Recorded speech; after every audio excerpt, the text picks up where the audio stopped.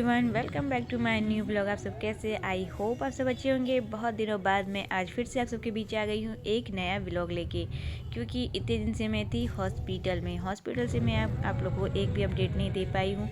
तो आज से मेरा ये अपडेट स्टार्ट है आप सभी के लिए। तो आज मैं जा रही हूँ घर, क्योंकि आज मेरा 5 दिन हो गया था सी सेक्शन डिलीवरी के बाद। तो आज मुझे छुट्टी मिल गई थी हॉस्पिटल से और मैं घर जा रही थी। और रास्ते में मेरी बेटी सब एक्साइटेड होकर एकदम मेरा रास्ते में वेट कर रही थी। तो वो लोग मुझे रास्ते में मिल गए और उन्हें लेके मैं घर आ गई। तो फाइनली हम लोग घर पहुंच चुके हैं और अब मैं आपको बताऊंगी कि मेरी डिलीवरी कैसे हुई। तो मैं जो है ना नॉर्मल डिलीवरी के चक्कर में 4-5 दिन से दौड़ रही थी एक नर्स के पास। लेकिन वो नर्स ने मतलब शुरू से स्टार्टिंग से मुझे कहा कि मैं आपकी नॉर्मल डिलीवरी करा दूंगी।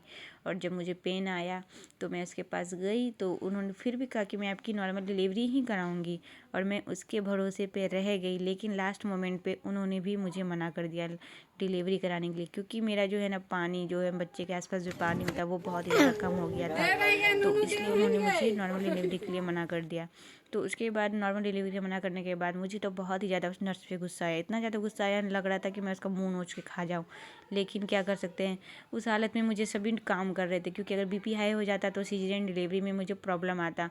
उसके बाद हम लोग दूसरे हॉस्पिटल गए। दूसरे हॉस्पिटल में जाने के बाद वहाँ पे भी पता चलता है कि बच्चे ने पेट में पॉटी कर दिया है। बच्चे ने पेट में पॉटी कर दिया है तो उसके बाद मुझे सिजेरियन ही कराना पड़ा।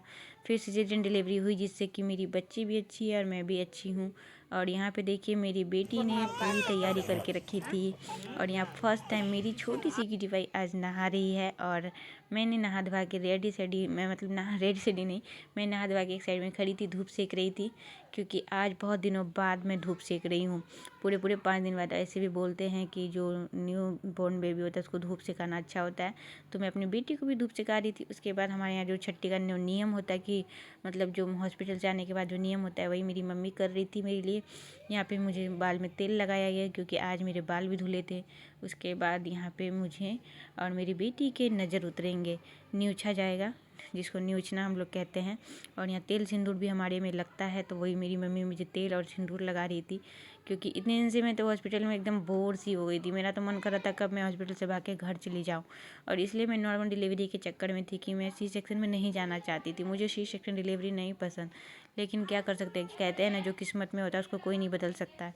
तो बस वही हुआ जो मेरी किस्मत में लिखा हुआ था। मैंने कितना भी भागी सिजेरियन डिलीवरी से, लेकिन लास्ट में मुझे सिजेरियन में ही जाना पड़ा। इसलिए कहते हैं कभी कुछ सोच के नहीं कर रखना चाहिए। अगर आप कुछ सोचते हो ना वो कभी आपको नहीं मिलता है। तो यहाँ पे मेरी ये सब नियम वगैरह जो भी थे मेरे मम्मी के घर के, वो नियम हो गए। और यहाँ देखिए मेरी क्यूटी पाई भी एकदम रेडी हो गई थी, एकदम एक्साइटेड थी अपनी छोटी सी बहन के लिए। और यहाँ पे देखिए अभी हम मुझे और मेरी क्यूटी पाई को न्यूछा जा रहा है। न्यूछेगी मेरी मम्मी, ताकि जो बाहर का नज़र गुजरे वो बाहर का बाहर ही रह जाए, आग में जल जाए। तो इसलिए यहाँ पे न्यूछा जा रहा है।